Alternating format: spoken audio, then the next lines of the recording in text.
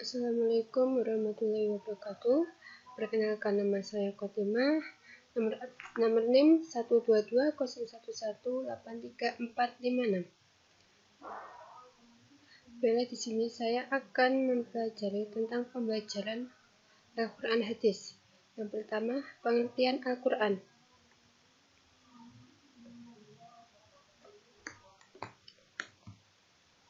Yaitu, secara etimologi, para ulama berbeda pendapat dalam mendefinisikan Al-Quran.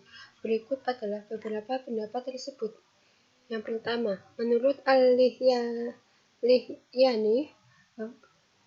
dan segolongan ulama lain, kata Quran adalah bentuk masdar dari kata kerja fi'il, qoro'a, artinya membaca, dengan perubahan bentuk kata atau tasrif, qoro'u yaqro' Qur'anan, qoro'u yaqro'un.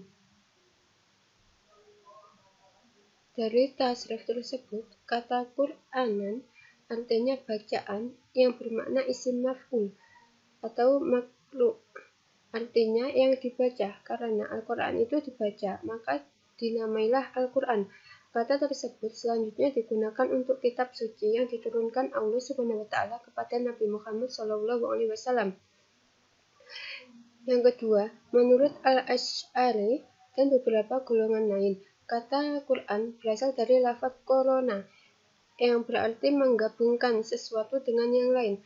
Kemudian, kata tersebut dijadikan sebagai nama kalamullah yang diturunkan kepada nabinya, mengingat bahwa surat-suratnya, ayat-ayatnya, dan huruf-hurufnya beriring-iringan dan yang satu digabungkan kepada yang lain.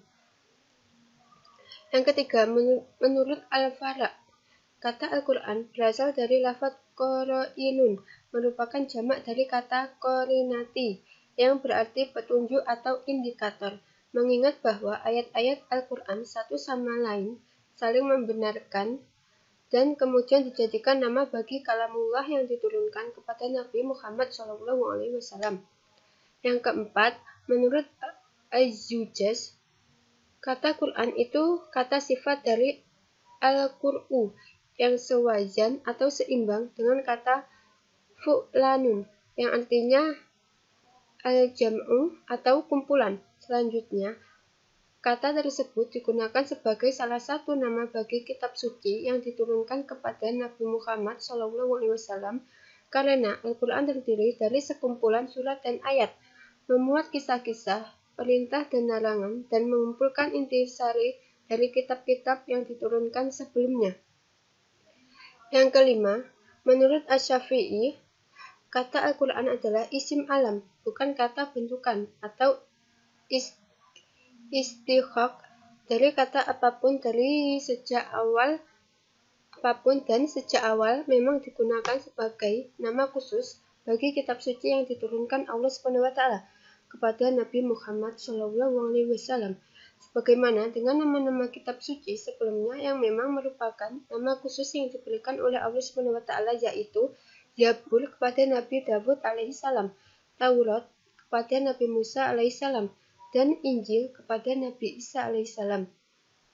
Beberapa pendapat ulama mengenai definisi Al-Quran secara terminologi diantaranya adalah yaitu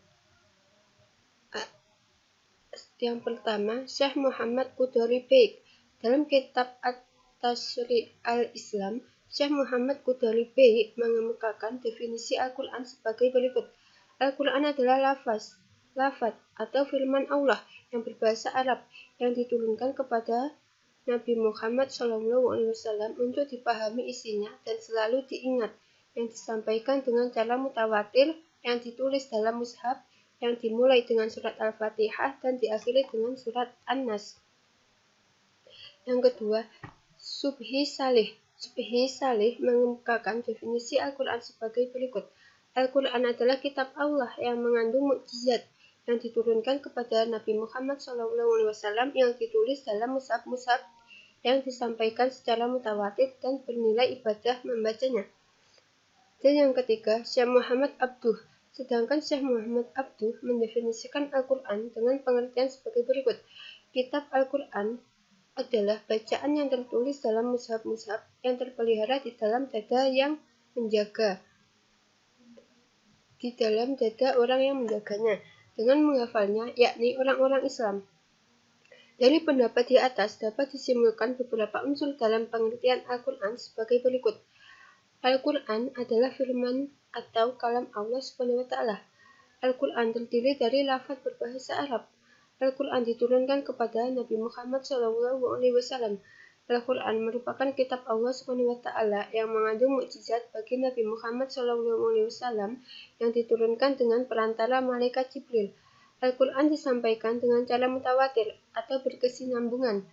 Al-Quran merupakan bacaan mulia dan bacaannya merupakan ibadah. Al-Quran ditulis dalam mushaf-mushaf yang diawali dengan surat Al-Fatihah dan diakhiri dengan surat An-Nas. Al-Quran senantiasa terjaga atau terpelihara kemurniannya dengan adanya sebagian orang Islam yang menjaganya dengan cara menghafalkan Al-Quran. Yang kedua, nama-nama Al-Quran.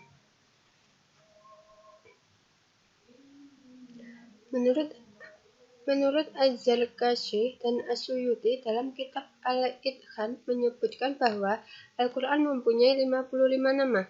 Bahkan dalam ensiklopedi Islam untuk pelajar disebutkan ada 78 nama bagi kitab suci Al-Quran. Namun jika diperhatikan dan dicermati lebih lanjut berdasarkan ayat-ayat Al-Quran secara redaksional, maka akan didapatkan beberapa nama saja, yang lainnya bukanlah nama melainkan hanya sifat, fungsi, atau indikator Al-Quran.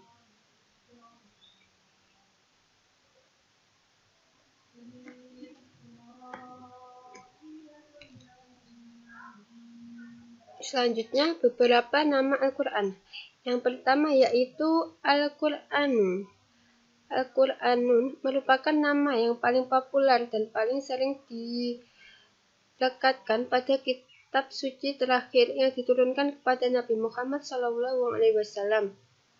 Sebagaimana telah dijelaskan di muka Al-Quran, artinya bacaan atau yang dibaca. Yang kedua, Alkitab. Al-Quran sering disebut sebagai Kitabullah, artinya kitab suci Allah SWT. Alkitab juga bisa diartikan yang ditulis. Yang ketiga, Al-Furqan. Al-Furqan artinya pembeda. Maksudnya, membedakan antara yang hak dan yang batil. Al-Furqan merupakan salah satu nama Al-Quran sebagai nama Al-Quran. Yang keempat, Az-Zikr. Ad-Dzikr berarti pemberi peringatan. Maksudnya, yang memberi peringatan kepada manusia. Yang kelima, At-Tanzil. At-Tanzil artinya yang diturunkan. Maksudnya, Al-Quran diturunkan oleh Allah SWT kepada Nabi Muhammad SAW melalui perantara malaikat Jibril untuk disampaikan kepada seluruh umat manusia. At-Tanzil sebagai nama lain Al-Quran dikemukakan oleh Subhi As-Salih. Perilaku orang yang berpegang teguh pada Al-Quran. Al-Quran merupakan sumber ajaran Islam yang pertama. Setiap muslim berkewajiban untuk berpegang teguh kepada hukum-hukum yang terdapat di dalamnya agar menjadi manusia yang taat kepada Allah SWT, yaitu mengikuti segala perintah Allah SWT dan menjauhi larangannya. Kita sebagai seorang muslim harus meyakini tuntunan yang berkaitan dengan keimanan atau akidah, yaitu ketetapan yang berkaitan dengan iman kepada Allah SWT, malaikat-malaikat, kitab-kitab, rasul-rasul, hari akhir, serta qada dan qadar.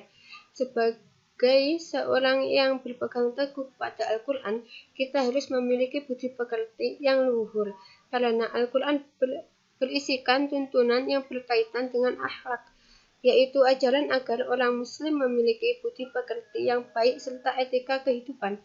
Kita harus melaksanakan ibadah karena Al-Quran berisikan tuntunan yang berkaitan dengan ibadah, yakni sholat, puasa, zakat, dan haji. Dan kita harus bergaul dengan sesama yang baik, sebab Al-Quran berisi tuntunan yang berkaitan dengan amal perbuatan manusia dalam masyarakat.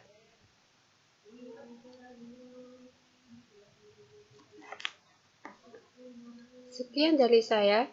Semoga ilmunya bermanfaat. Wassalamualaikum warahmatullahi wabarakatuh.